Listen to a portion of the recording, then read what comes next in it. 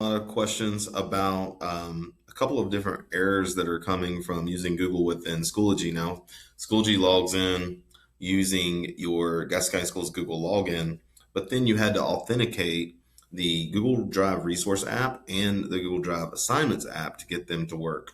So it's basically just connecting your Google account to those two little apps.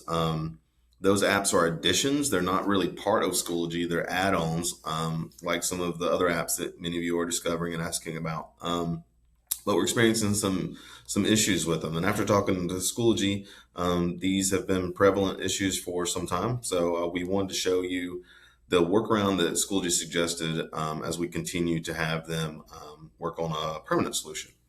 So I'm in as my own son, who originally wasn't having the problem, and then yesterday started having the problem. When I go to a Google Drive assignment app,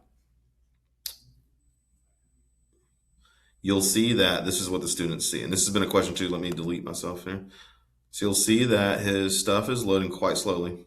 There it is. Okay. So on your screen as a teacher, you'll see assignment. You'll see the description that you've written here. And on this particular screen, you'll see the attachment that you made.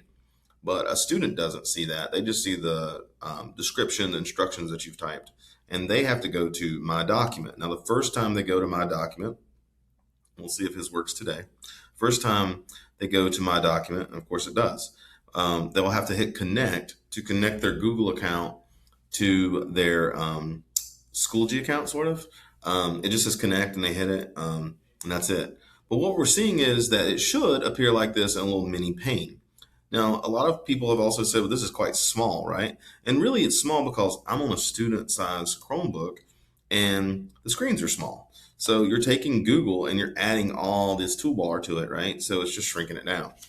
The other problem is that it just gives you the error that it'll say that the page can't be found or the student doesn't have the right permissions to see it. And here's what you can do to get around that. You have an edit button here. And whether or not the permission is erroring here, the edit button seems to work just fine. It also works because, as you'll see, it bounces me out to a different tab. I don't like that, but what it really does is it takes me to this actual template in full size. Okay, now this particular template just happens to be kind of small to begin with. But you'll see that the links and all this stuff works. And the way that this works is just like Google Classroom. It made a copy for Aiden. So you can see that it has Aiden, my son's name, attached to the beginning of it. And it gives the title of the assignment. And it gives it like a little number to the end, which is not his Power School number. So I don't know what that number really means other than this is maybe the number of that assignment or something. It's just some more identifying number. But it did put this in his Google Drive folder. He can still edit it and all that good stuff. The drawback is I have to go back to the other tab. I can edit it and do everything I need to do here, but I have to go back to the other tab. And once I've edited it, I can hit submit here and it will submit that assignment back to the teacher. Okay. What should happen is you would just edit it like you can see here. But again, if you don't see that, if you see an error, just hit edit. The other reasons, the ways to actually fix that problem, typically it's because the person is logged in, or there's a number of people logged into that Google device, that Chromebook. It might be that I'm logged in as the parent and the student is also logged in and it's getting confused as to which account to verify. That happens occasionally, but I've also had it happen right here where I'm the only person. I'm only Aiden logged in on this Chromebook, and I've had that problem too.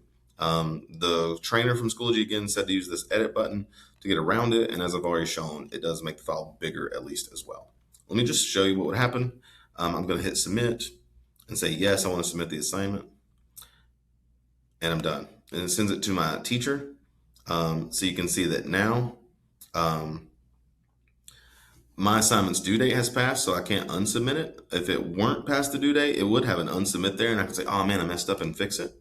You can see right now, though, that Aiden's access changes to only comment only, so he can't change it.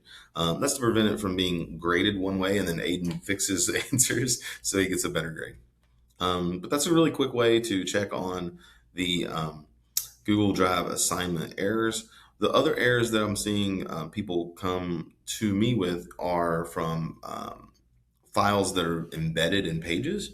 And those have most commonly been the fact that there's multiple people logged into the computer. So if you're trying to support somebody at home, That's probably where this is going to happen more often. What you'll see is if telltale sign is if you go over to the right, you'll see it says Aiden. Well, I'm his dad, so if I were logged into Schoology, my screen is going to look almost identical to a student screen, but it would say Kyle there. So if you click this down arrow, this is a way to check it. You see how it just shows his profile? If I were logged in as a parent, it would say Kyle here, and then it would list all of my kids below it. And it would even have a button that says add kids. So that's a really quick way you can test, because I'm finding that a lot of parents, because it just remembers that you're logged in, a lot of parents are logging in and then don't remember that they're logged in instead of their student. And because they can click on their student's name, they think it works like Google, where you can just toggle back and forth. And it's not logging me in as Aiden, it's letting me view Aiden. So if I'm viewing Aiden, it's not going to let me do anything with the assignments and stuff. So that's it. I know this is a long one. I just wanted to make sure I explained all of it as best I could, and give you a workaround to help out. If you have any questions, please make sure to contact your ITF about these particular problems. Thanks.